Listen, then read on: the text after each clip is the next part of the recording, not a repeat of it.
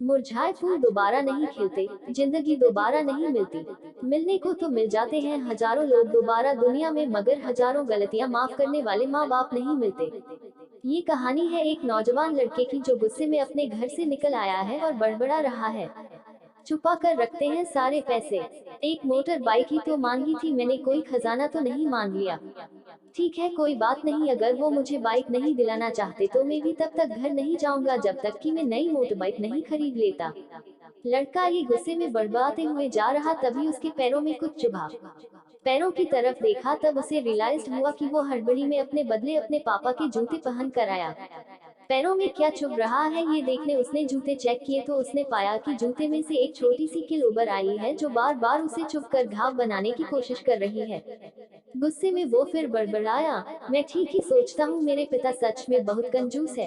देखो कितने पुराने और क्या घटिया क्वालिटी जूते इस्तेमाल करते हैं। पता नहीं सारा पैसा छाती पर लेकर जाएंगे क्या। लड़का अपने गुस्से और बौखलाहट में आगे बढ़ता रहा, थोड़ी दूर जाकर एक बगीचे तक पहुंचा, वहां पर बेंच पर बैठ गया। अचानक वहां पर उसे याद आया कि वो अपने साथ अपने पापा का वॉलेट भी उठा कर लाया था। उसने सोचा आज पता चलेगा पापा पैसे कहाँ छुपा कर रखते हैं। उसने अपने पापा का वॉलेट अपनी जेब से निकाला जो बहुत पुराना और फटा हुआ था। ये वही वॉलेट था जो पापा घर में किसी को छूने भी नहीं देते थे। जब लड़के ने अपने पापा का वॉलेट खोला तो उसमें महज 120 रुपए थे और अपनी फैमिली की फोटो और एक छोटी सी डायरी थी। डायरी को देखकर लड़के ने सोचा अच्छा तो इसमें छुपा कर रखे हैं सारे राज, इसी में लिखा होगा किससे कितने पैसे लेने हैं या किसको कितने पैसे दिए हैं। अब पता चलेगा कि पापा ने कहां कहां पैसे इन्वेस्ट कर रखे हैं। ऐसा सोच के लड़के ने जब उस छोटी सी डायरी का पहला पन्ना खोला तो उसमें लिखा था 40,000 रुपए बेटे की पढ़ाई के लिए उधार। लड़का ये देखकर शॉक हो गया। उसने फिर दूसरा पन्ना खोला जिसमें लिखा था 50,000 उधार नया लैपटॉप बेटे के लिए। ये वही लैपटॉप था जो पापा ने 2 साल पहले ही अपने बेटे को दिया था क्योंकि वह कॉलेज जाने लगा था। लड़के को अब पता चला कि वह जो भी चीजें पापा से डिमांड करता तो पापा कहाँ से पैसे लाते थे।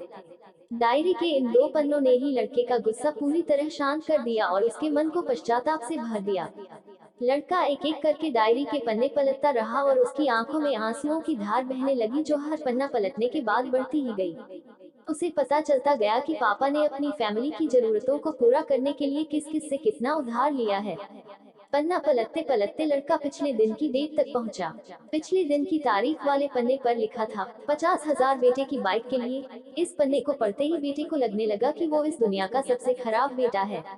लड़के ने जब डायरी का आखिरी पन्ना खोला तो उसमें लिखा था अच्छे जूते खरीदने हैं। हालांकि यह लाइन बेटे को समझ में नहीं आई, लेकिन वह अब जल्द से जल्द अपने बाप को मिलना चाहता था, इसलिए वह बेंच से उठा और अपने घर की ओर तेजी से चलने लगा। बगीचे के थोड़ा आगे रास्ते में पानी गिरा हुआ था जिस पर चलने के बाद लड़के को अपने पैरों में ठंडक महसूस हुई। उसने अपने पैरों से जूते उतार कर देखे तो दोनों जूते नीचे तल से फटे हुए थे जिनसे पानी रिसकर पैरों तक आ रहा था। जूते में निकली कील भी लड़के के पैर में जख्म बनाने में कामयाब हो गई थी। अब बेटे को माँ की वह बातें याद आई जब माँ पापा से कहा करती थी अब तो नए जूते ले लो, कितने पुराने हो गए हैं। और पापा ये कहकर टाल दिया करते थे अभी तो लिए हैं, कुछ साल और चल जाएंगे। बेटे ने दोनों जूते उतार कर फेंक दिए और फूट फूट कर रोने लगा। लड़का बड़ी तेजी से अपने घर की तरफ दौड़ा, न जाने उसमें इतनी ताकत कहाँ से आ गई कि रास्ता बहुत लंबा होने के बावजूद वह थोड़ा भी नहीं थका और सीधे अपने घर ही जाकर रुका।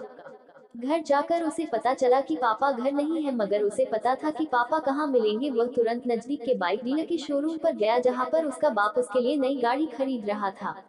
लड़का दौड़कर अपने बाप के गले से लग गया और फुट फुट कर रोने लगा।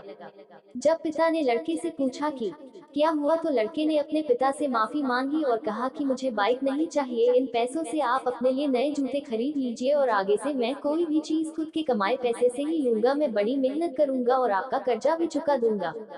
ये सब सुनकर पिता की आंखों में भी आंसू आ गए खुशी के। दोस्तों, बड़े खुशनसीब होते हैं वो लोग जिनके माँ बाप होते हैं, लेकिन अक्सर हम माँ बाप की मजबूरियाँ नहीं समझा करते। आशा करता हूँ ये कहानी जानने के बाद आप लोग माँ बाप द्वारा इनकार की गई बातों की गहराई को समझने की कोशिश करोगे।